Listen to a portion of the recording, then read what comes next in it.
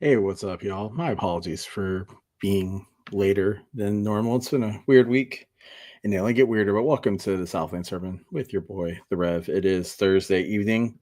Um, yeah, hope you're all doing well. Hope you've enjoyed the football season so far. Let's go through what happened last week and the picks that I got wrong, and then let's talk about what happened. It's going to happen this week. Um, real quick, um, I want to give a shout out to Renegade Rehydration Dallas. I've been neglectful in mentioning you on the show, but if you want some good rehydrating powder for those days after long tailgates, definitely go hit him up. You can see him advertised on every Sunday show that the FCS Fans Nation channel has. So go give him some support, man. He started this business. He's done a great job with it. So let's do it. Oh, I see the model has made it. So, Alex, good to see you, buddy. All right, let's go to the games last week. All right, so Houston Christian, whose shirt I'm wearing tonight, made by a certain brand who launched SFA year today, but they're not paying me, so I'm not saying their name, but you can go find them on social media. Houston Christian, they played, they went to Nebraska. They did what everybody thought they would do and lost 59-7. Northwestern State went to Cincy, got their bag. That's about it, 70-0. Weber State and McNeese, man, what a game. That went back and forth. I was really confused by what I saw with this game. So McNeese ended up losing 42-41. So let's talk about Jake Strong. 20 for 39, 278 yards, 2 touchdowns, 2 picks, right? Not a bad game. Trevante Citizen, 11 carries for 117 on the ground. He had a touchdown. Jake Strong had 2 rushing touchdowns. Bryce Strong had 96 yards and a rushing touchdown. Weber put together a good game too. Jackson Gilkey went for 218 yards, touchdown, 2 picks though. But then Gilkey had 100 yards on the ground as well. Just what shocked me about this game was Weber was up, if I remember correctly, 42-21 with about like 10 minutes left in the fourth quarter, and then McNeese mounted a huge comeback and went for 2 to win it and lost. And you know what? Respect for going for 2. Like, absolute respect for going for 2. Try for the win.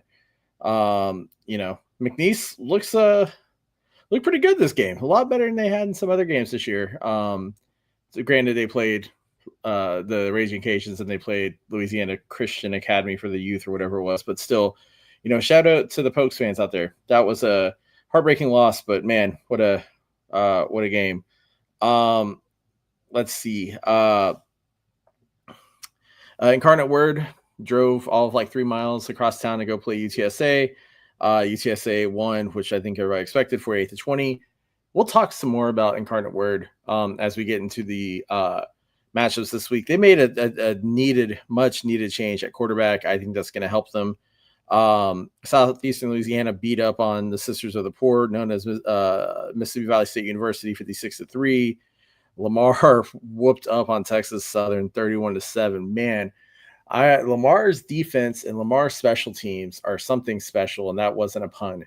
That was intended. But 2 blocked punts for touchdowns, like it's insane what their special teams are doing, what the Fighting Rosamondos are doing in Beaumont. And, there's some folks who still aren't ranking Lamar, and I think you need to at this point because their resume is starting to look good. Now, granted, they did beat South Dakota, who, may be having a down year, but I call this out to the voters. If you're ranking South Dakota and you're not ranking Lamar, you're doing it wrong. And you really need to pay attention to what you're doing. SFA beat up on Sul Ross as expected, 63-0. What's interesting, unlike most previous SFA games against Subdivision 1 teams, Carthel called off the dogs at halftime. It was like 56-0 at halftime. And Carthel, went light the second half. And then UTRGV got another win against the Sub D1, 80-0 over Langston University. Shout out to my buddy Jonathan Forno. I don't know if he ever sees this, but he did play football at Langston. So So big shout out to him. So yeah, a week of I think everything we just about expected to happened, with maybe the exception of the McNeese game.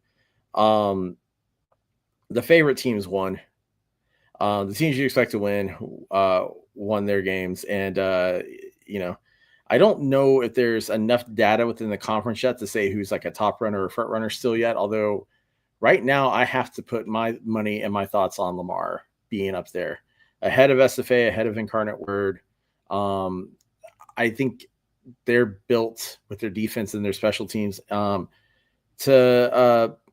do some really good stuff. So yeah, so that's my humble opinion. Aiden McCown came in, played real well as a backup. So for those of you who don't know, if you remember your WAC football or even your Sam Houston football, Aiden McCown is part of the Josh McCown, Luke McCown family. I think he's Josh McCown's son, if I remember correctly.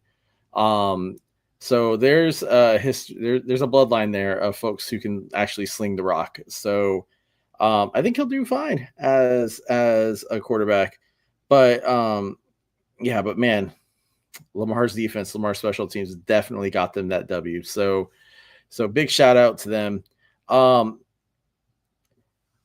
So again, this is probably going to be a shorter sermon than normal just because I'm worn out. And unfortunately, I couldn't get Alex Kenkel to do a model for me this week, but maybe next week. Yeah. So, Kevin, I think you had more of a comment, but I don't know if you want to finish that off or not, and we'll bring it back up.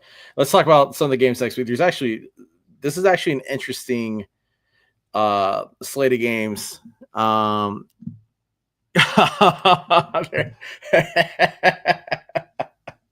was wondering how you're going to make this about the military college of the South, but there you go. He probably couldn't cut it at the Citadel. It's a different breed there. See, look, I said something nice about the Citadel, Kevin. You owe me a drink in Nashville now, I think. All right. Anyways, so this week's schedule, there's some games that are, to me, great to watch. There's some that I think it's going to turn out how you expect it to turn out. I'm going to save two of these for last. We're actually going to go in reverse order because I'm looking at the times, and let's be honest, some of the nightcap games are pretty weak. So Rio Grande Valley, again, is hosting another Subdivision 1 school. They're playing Texas Wesleyan. This is their last out-of-conference game for the conference schedule. There was some talk on Twitter this week. They were like, why is RGV playing Sub D1s? And honestly, if you think about it, think about when you build an out-of-conference schedule. Like, out-of-conference schedules usually built a couple years in advance. Rio Grande Valley just brought back started football, so they're kind of taking what they can get with their out-of-conference games. Also, too, if it's your first year, I said last week I wasn't sure they're eligible for the conference, but in playoffs, so technically they are eligible to win the conference. They need to because their out-of-conference schedule is not going to help them in any way, shape, or form. But if you're launching a new program, you don't, you want to get the games that you can get. You want to get games that's going to help your athletes get used to playing. So I don't knock them for it. However, there have been some takes about, is Rio Grande Valley the best startup team in NCAA history? And that's where we need to pump the brakes. Yeah, they beat Prairie View. Did you hear that, Craig Haley? Prairie View, not Texas Southern like you wrote on your damn website. They beat Prairie View, but then everything else was a sub D1 team. So while it's enjoyable, while I like the hat and the logo, while they are having great crowd presence, they are not the greatest first year team. Sorry, let's just leave that as it is. Let's see what other games we have that are worthwhile. Cal Poly travels to Nacogdoches to play SFA. I'm interested in this one a little bit because now SFA, if we look at them playing Division I schools, they're 0-2 because they lost to Abilene. They melted down against Abilene Christian after being up 14-0. They got shut out by Houston, and then they beat up on Sol Ross, who's Division II and has the worst athletic department in the entire state of Texas. So I'm interested to see what they can do against Cal Poly. Cal Poly, they're not going to be a Big Sky favorite, but they got beat up by Utah. They I think they played a sub D1, and then they beat San Diego pretty handily. So this is actually going to be a decent matchup for SFA. I think this is one of the ones that sets them up for their conference slate. This is some of those things. Vidlac and the team had the opportunity to to shake off whatever was plaguing them after the Abilene Christian game. And so they have an opportunity to come out firing, but they've got to stay disciplined. They can't make dumb mistakes. They can't take dumb penalties. And I don't remember what the line was on this one, but I'm going to homer pick this. I'm going to take SFA because the game is in Nacogdoches. Nichols State, Nichols goes to San Marcos to play Texas State.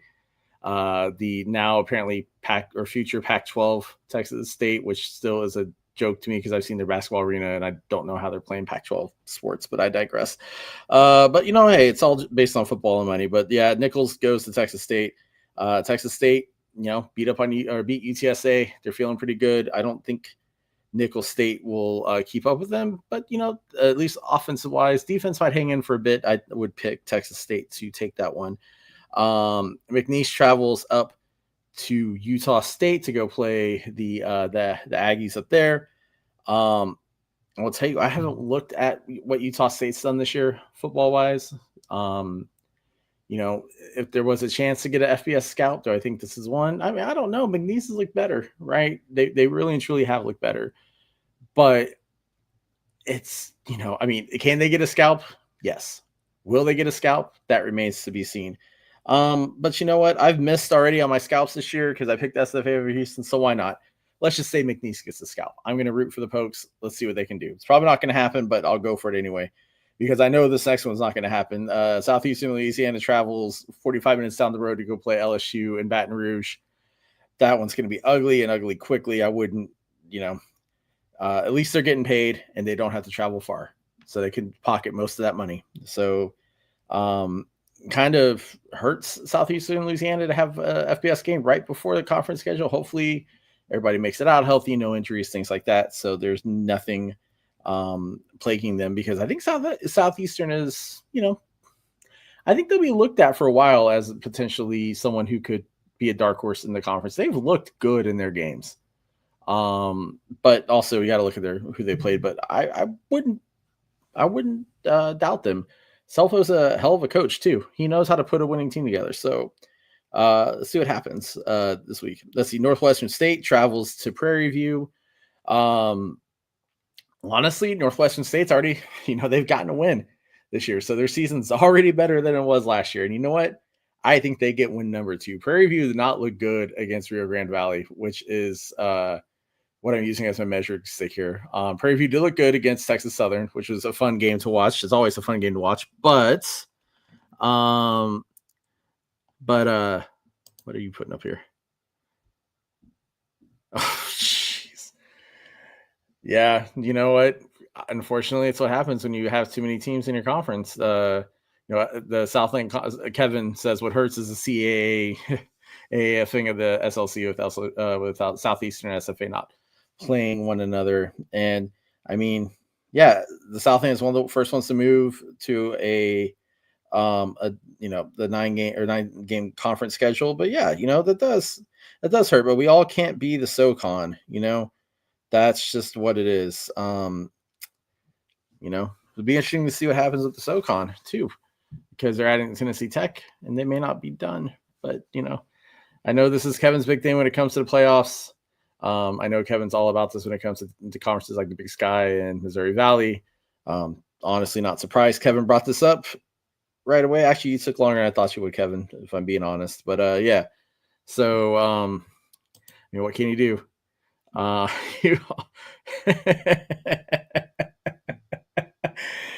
Chris Grant watches this, Kevin. Maybe he'll see this and see what he can do with it. I don't speak. I'm not the Southland Commission. I'm just the Southland Rev. Anyways, let's see. Northwestern State, like I said, I think they take Prairie View. Said Prairie View looked good against Texas Southern. But Labor Day Classic is one of those games where you just kind of throw everything else out. It is early in the season. But Prairie View did not look good at home against Rio Grande Valley.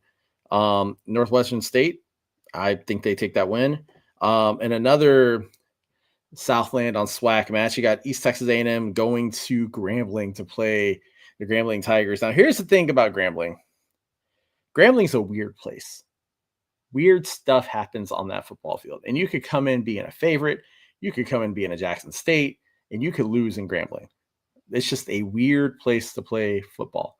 I think I think a lot of folks are picking East Texas A&M because Grambling isn't looking as solid this year.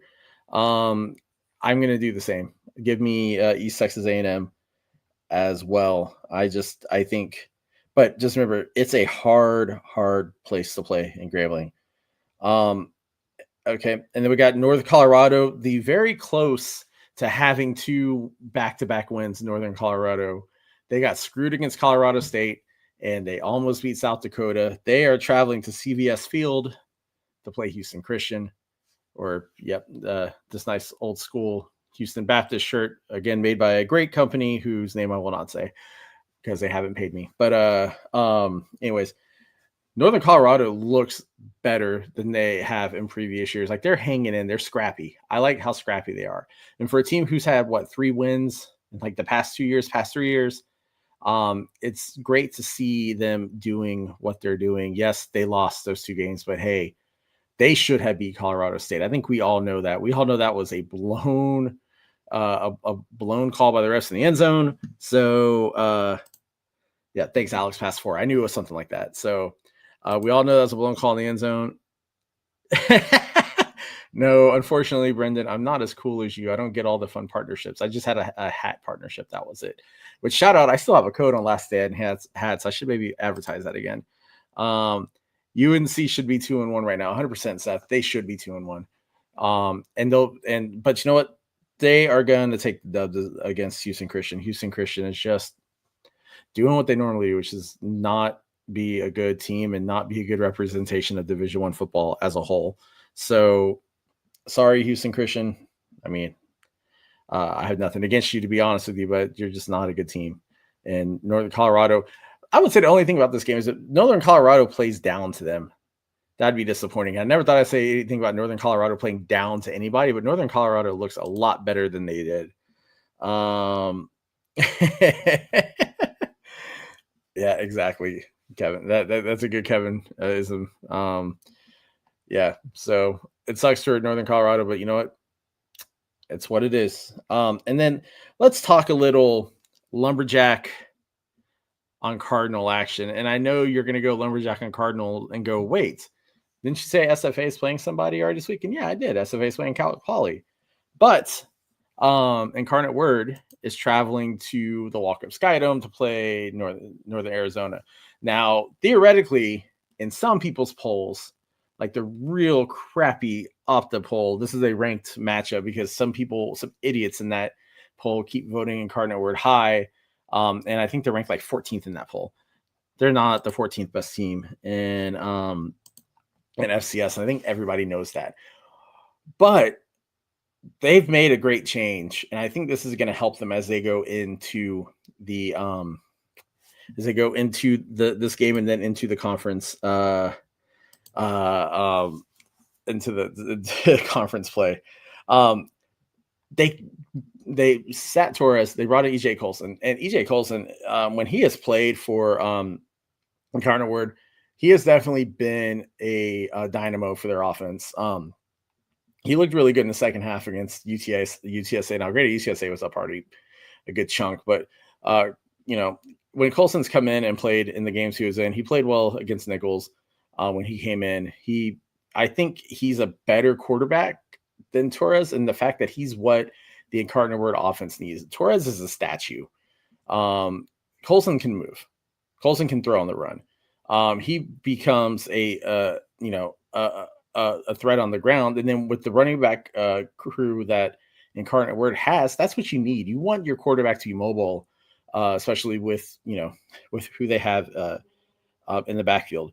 So I think this bodes better for Incarnate Word, and then I'm sure they'll win some games, and some folks who have been ranking them will be like, I see, we told you they should be ranked, but no, they still shouldn't have been right now based upon what they've done this year.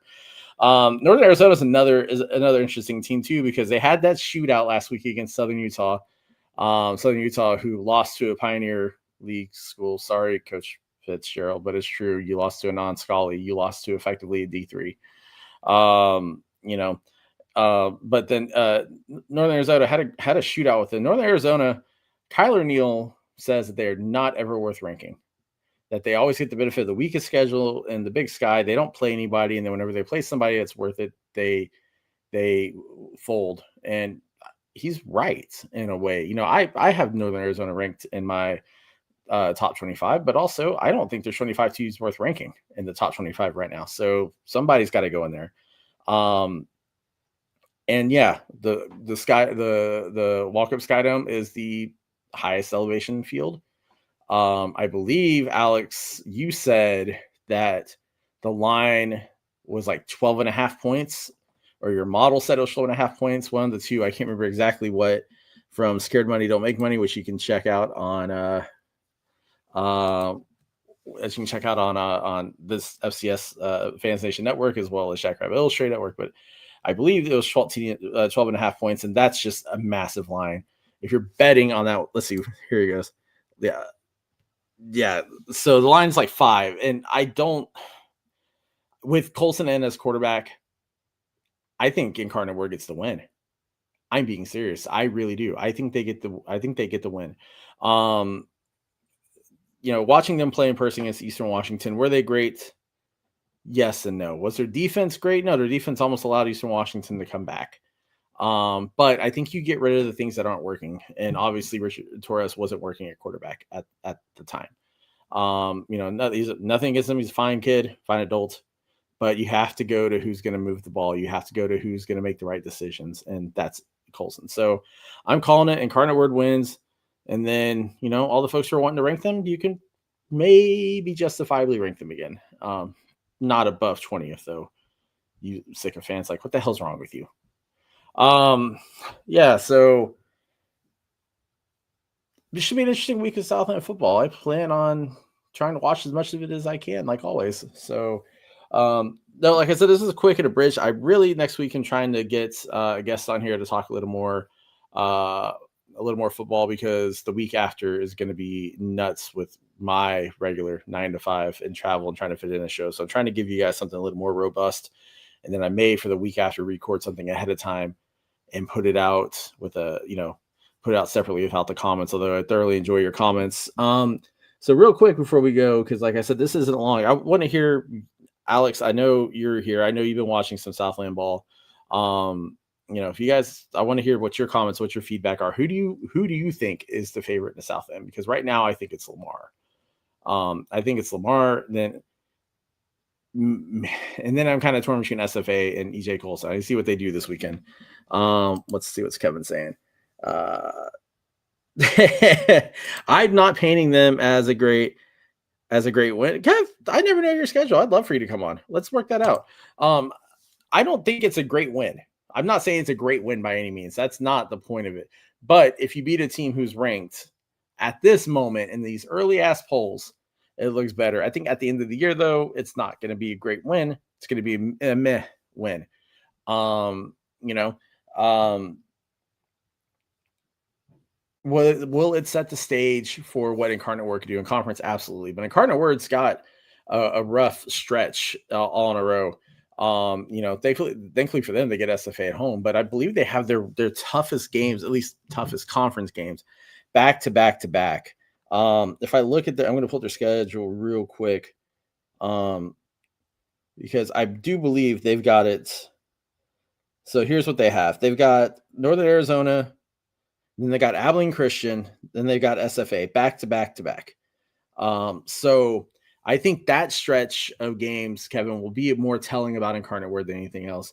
Some folks don't think Abilene Christian's as good as they have been in previous years, and I'm not going to say anything bad about Abilene Christian because they beat SFA, and not only did they beat SFA, they absolutely adjusted and obliterated SFA. So I'm going to leave that to everybody else. And then after that, Incarnate Word's got East Texas A&M, then they got RGV down in the Valley. That might be fun to go to. I won't be going, but Incarnate Word driving down to Edinburgh to play, or Edinburgh, however you want to say it, to play Rio Grande Valley. It's awesome. And then they got Lamar, Northwestern State, Southeastern Louisiana. And then let me tell you, they finished the year with a doozy because they play Houston Christian in the battle of the religious schools. I don't know. They should get a trophy for that one. Maybe a chalice.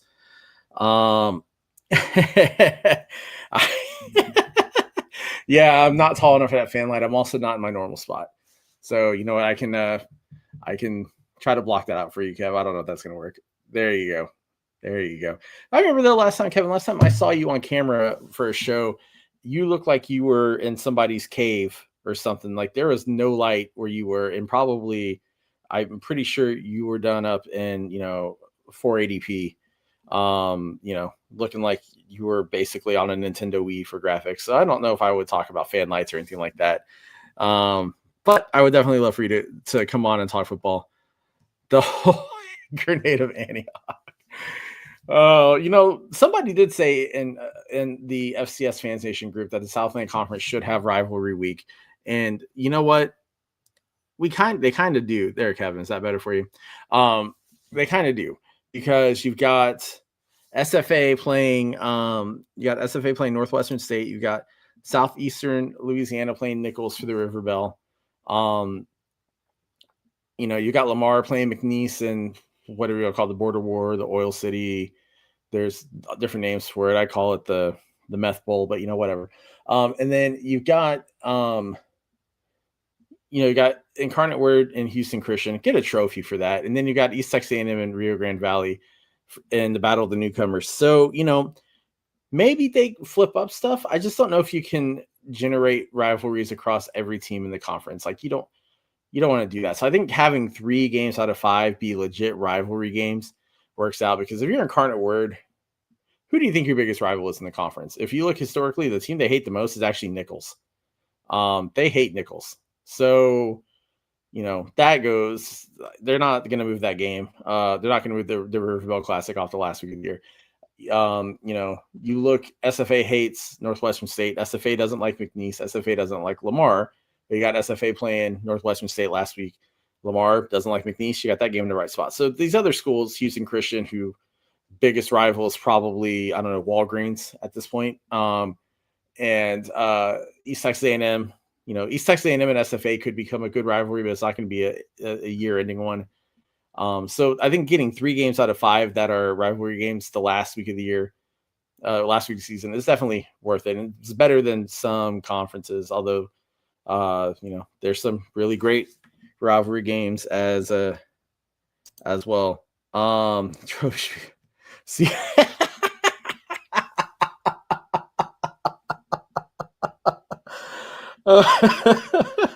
100%. That's exactly what it should be. A laminated CVS receipt and just has the scores every year down, and they can just keep adding to it each year. That's what they need. That's exactly what they need to have for their trophy. That would be wonderful. I would support that game. Yeah. So anyways, again, that's it for this week. Like I said, next week we're going to try to get some guests on. I'm going to try to do it. I'm looking to do it probably Wednesday night or Thursday night. I need to see what time when Scared Money Don't Make Money is going next week, because I don't want to go over them, even though they've not invited me on their show to bet, which is a little disappointing because I clean up against them. But yeah, so enjoy football this weekend. Make sure you like and subscribe. I mention this every week, but all the FCS channels, FCS Fans Nation Network. Obviously, if you're here, you already like and subscribe, which is great. But you know what? FCS Nation Radio. Go check out Kevin's stuff. Go check out what's going on with Alex's Lemonade Stand and the opportunity to raise money to help a great cause. I haven't decided what I'm doing yet for my donations for it. I may, instead of doing games, I may do something based on Sam Vidlak's stats. I just haven't figured that out just yet. But yeah, but make sure you go check that out. Go see what they're doing. I mean, they've got some great partners. I think Chase Mason's through SCSU. They got Taco Dowler from Montana State partnering in that. And that's really awesome thing that they do. Go like in Hero Sports, obviously with Sam, Zach McKinnell, and the 97 million things he's on. Hack City, HBCU Nightly, Jackrabbit Illustrated. Make sure you go like and subscribe to all the FCS content that you can, because this just makes everything better for everybody. I would love for SFA to be part of this. And I could probably help with some conversations there too, Kevin, although they know you already, but we also got to get you to Nacogdoches. I don't know if you've been to Nacogdoches for a game. We should figure that out and get you out there. But yeah, so anyways, y'all have a wonderful weekend. Be good to each other, watch football, and we'll talk next week. See y'all.